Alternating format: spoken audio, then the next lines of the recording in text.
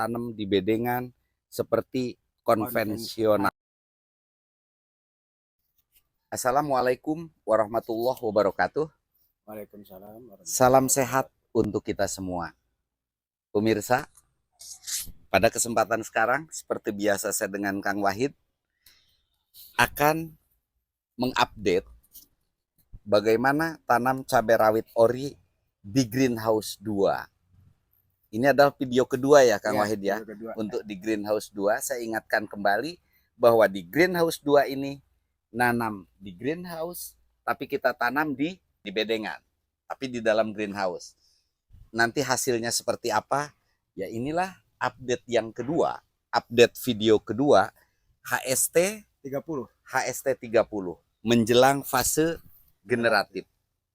Kalau kita perhatikan, ini tanamannya tumbuh masih subur dengan baik dan cabang-cabang sudah mulai keluar, sudah mulai menghasilkan bunga, artinya fase generatif. Ya. Kang Wahid, ya. Di fase generatif, kan ini bedanya dengan konvensional, ini kan di greenhouse, tapi tetap di bedengan. Aplikasi pupuknya apa? Aplikasi pupuknya seperti biasa hanya dengan NPK ya. NPK 16 masih. NPK 16 saya mix dengan Saprodap. Saprodap masuk ya, yang fosfor ya. Yang fosfor karena sudah mendekati generatif. Artinya untuk memperkuat bunga dan batang gitu supaya lebih tebal kan. Oke.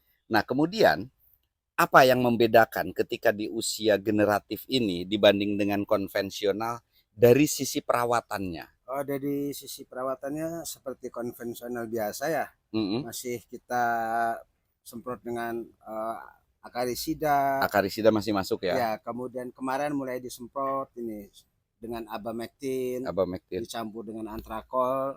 Dan kemudian saya mix kemarin ini, saya coba-coba pakai Mamigro. Mamigro pupuk daun ya. Hanya 1 sendok. Tapi yang generatif ya, yang merah itu ya. Yang merah. Oke, jadi ini memang fase pembuahan. Kalau daun masih sama, ini besar-besar banget pertumbuhannya.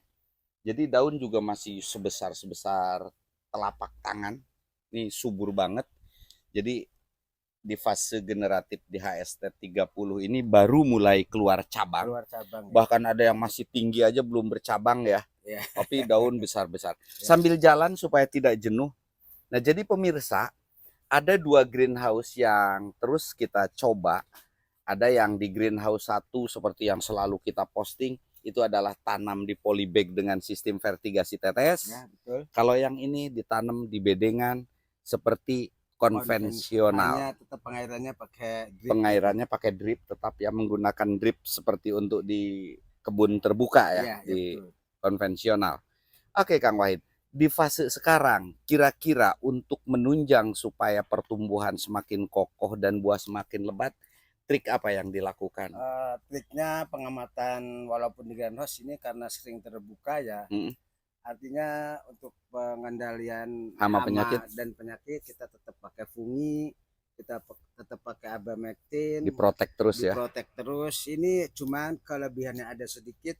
Tidak per 5 hari, ini per 10 hari Pak. Tetap per 10 jadi hari. Frekuensi penyemprotan kalau untuk di greenhouse ini, di sini memang sering disemprot, tapi frekuensinya itu per 10 hari. Beda dengan kalau kita tanam di konvensional ya. Betul. Jadi frekuensinya tuh agak rapat. Ya. Karena hama penyakitnya kalau kita tanam di lapangan itu lebih mudah dan lebih cepat ya Kang Wahid ya. Ya. Kalau dari sisi pupuk sekarang untuk supaya ini udah ada perubahan atau masih tetap? Ada perubahan dari sekian kilo per 100. Dosisnya dinaikkan. Ya, dinaikkan. Sebelumnya berapa? Sebelumnya saya hanya pakai 1,5 kilo per 100 liter air ya. Oke, 1,5 kilo per 100. Kemarin ya hanya KNO saya tambahkan per KNO merah. KNO merah per 100 liter itu hanya pakai 250 gram. Oke. 1 gelas. Sekarang frekuensinya saya naikkan 2 kilo NPK, 1 kilo Saprotan utama P, artinya Saprodap ya. Saprodap. Ya.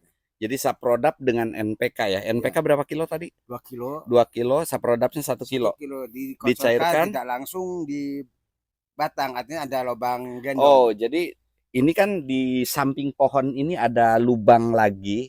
Itu namanya lubang gendong, adalah lubang untuk memupuk ya. Memupuk. Jadi tidak mengenai batang, pangkal batang untuk mengantisipasi hangus terbakar busuk Iya, itu ya Kang kelebihan Wahid ya. over ataupun gimana kan. Nah, Kang Wahid, perbedaan yang greenhouse 2 ini yang ditanam secara konvensional dibanding dengan yang greenhouse 1 ya, sampai fase ini apa perbedaan yang terasa? Perbedaannya ya tidak sedikit perbedaan sih, daun masih tetap Kalau lebar pertumbuhan ya. saya pikir sama Ya. ya. Perbedaannya kalau ini kan dipupuk secara konvensional ya, artinya kita match, Oh, kemudian kita kocor. Nah, kalau di sana kan kita tinggal bermain di PPM ya, berapa berarti kali tetesan. tenaga kerja di sini lebih dibutuhkan dibanding di sana Iya, ya. lebih dulu. Cuman ini juga sama, irigasinya pakai drip, Iya, pakai kemudian drip. mengocor kecil-kecil begini. Tapi untuk pemupukan konvensional, artinya kita kocor dengan manual pakai ember. Iya, Gitu, iya, iya. ya. Hanya bedanya kalau dari sisi pertumbuhan rata-rata pohon di sana lebih rata Lebih ya rata dibanding ya. dengan yang Iya, ini betul. ya. Karena ini lahannya tidak lahan murni, Mm-mm. bekas melon kayak Bekas gitu. melon Masih tanpa ada, diolah lagi tanpa diolah, langsung cuma tanam. saya susulkan dengan pupuk dasar Ponska ZA dengan kapur. Satu Seperti lubang gendong ini saya kasih 2 sendok. seperti udah dijelaskan di video pertama Iya, itu betul, ya, ya. seperti itu. Oke, mungkin itu Kang Wahid. Jadi saya pikir ini tinggal kita lihat nanti perkembangannya seperti apa. Kalau gemuknya pohon oke, Iya, betul. luar biasa, nanti hasil akhirnya yang di greenhouse 2 ini tetap tanam di greenhouse, cuma ditanam di bedengan seperti konvensional. Ya. Seperti apa nanti hasilnya? Nantikan update kami berikutnya. Sebelum kami akhiri, silahkan komen jika ada ingin sesuatu yang dibahas tentang cabai di greenhouse ini. Silahkan tuliskan di komen. Insya Allah akan kami respon. Ada tambahan sedikit ya, Pak. silakan. Untuk setiap kali pengocoran ini intervalnya 7 hari. Oh, jadi pengocoran pupuk yang tadi udah diuraikan ya, setiap 7 hari. Jadi seminggu sekali di kocoran. Dikocor Dengan dosis seperti tadi. Sekarang tetap ya. udah naik di 3 kilo. Oh, jadi udah dinaikin seiring dengan usia pertumbuhan tanaman, itu dinaikin. Betul. Nanti kalau sudah keluar buah mungkin lebih dinaikkan ya, lagi ya. Cuman mungkin frekuensinya ditambahkan dengan K tinggi atau kalsium. Oke. Gitu. Oke. Jadi mungkin itu pemirsa, nantikan update kami berikutnya seperti apa hasil akhir dari greenhouse 2 ini. Cabai rawit ori di greenhouse 2 tanam di bedengan. Saya dengan Kang Wahid pamit. Kurang lebihnya mohon maaf. Billahi taufik wal hidayah. Assalamualaikum warahmatullahi wabarakatuh. Waalaikumsalam warahmatullahi wabarakatuh.